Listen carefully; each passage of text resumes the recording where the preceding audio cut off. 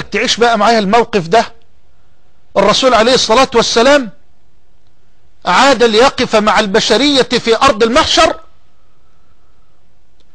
وتبدأ ملائكة الله جل وعلا في التنزل لتحيط بالخلائق صفوفا صفوفا من كل جانب، ثم يتنزل حملة العرش ويحمل عرش ربك فوقهم يومئذ 8، ويحمل عرش ربك فوقهم يومئذ 8. يومئذ تعرضون لا تخفى منكم خافية. يتنزل حملة العرش كما في حديث الصور الذي خرجت آنفة، وهم يسبحون الملك ويقولون: سبحان ذي الملك والملكوت، سبحان ذي العزة والجبروت، سبحان من كتب الموت على الخلائق وهو الحي الذي لا يموت، سبوح قدوس قدوس رب الملائكة والروح. فيقول أهل الأرض للملائكة: أفيكم ربنا؟ فيقولون: لا، كلا، وهو آت إتيانا يليق بكماله وجلاله. هل ينظرون إلا أن يأتيهم الله في ظلل من الغمام والملائكة وقضي الأمر وإلى الله ترجع الأمور. قال تعالى: وجاء ربك والملك صفا صفا. لا تعطل صفة المجيء، ولا تشبه، ولا تمثل، ولا تجسم، فكل ما دار ببالك، فالله بخلاف ذلك، ليس كمثله شيء وهو السميع البصير. يتنزل الملك تنزلا يليق بجلاله، تنزلا يليق بكماله، ليس كمثله شيء وهو السميع البصير. جل عن الشبيه، جل عن النظير، جل عن المثيل، لا كفؤ له ولا ند له ولا والد له ولا ولد له. قل هو الله أحد، أحد، أحد في ذاته، أحد في صفاته، أحد في أفعاله، أحد في كل شيء. قل هو الله أحد، الله الصمد، لم يلد ولم يولد ولم يكن له كفوا أحد. يتنزل الملك جل جلاله وينصب العرش والكرسي حيث شاء وأراد ربنا تبارك وتعالى، ثم يهتف وينادي الحق ويقول جل جلاله: أيها الناس، أيها الناس، لقد أنصت إليكم كثيرا منذ خلقتكم إلى يومكم هذا، أسمع صوتكم وأرى أعمالكم، أسمع صوتكم وأرى أعمالكم، فأنصتوا اليوم إلي فإنما هي أعمالكم وصحفكم تقرأ عليكم. فمن وجد خيرا فليحمد الله، ومن وجد غير ذلك فلا يلومن إلا نفسه. قال جل جلاله: ألم أعهد إليكم يا بني آدم ألا تعبدوا الشيطان إنه لكم عدو مبين وأن اعبدوني هذا صراط مستقيم. ولقد أضل منكم جبلا كثيرا أفلم تكونوا تعقلون. هذه جهنم، هذه جهنم التي كنتم توعدون، اصلوها اليوم بما كنتم تكفرون. اليوم نختم على أفواههم وتكلمنا أيديهم وتشهد أرجلهم بما كانوا يكسبون. تذكر وقوفك يوم العرض عريانا مستوحشا قلق الأحشاء حيرانا، والنار تلهب من غيظ ومن حنق على العصاة.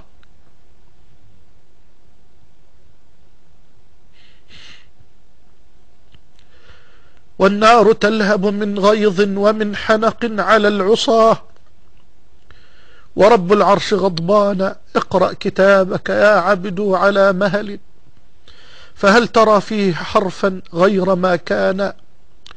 فلما قرأت ولم تنكر قراءته، وأقررت إقرار من عرف الأشياء عرفانا، نادى الجليل خذوه، نادى الجليل خذوه يا ملائكتي، وامضوا بعبد عصى للنار عطشانا.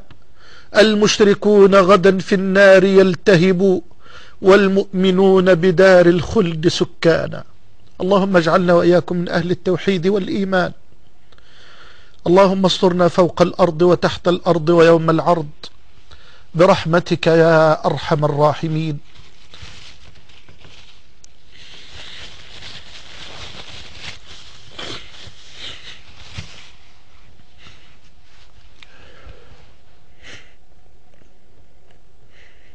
وجاء ربك والملك صفا صفا،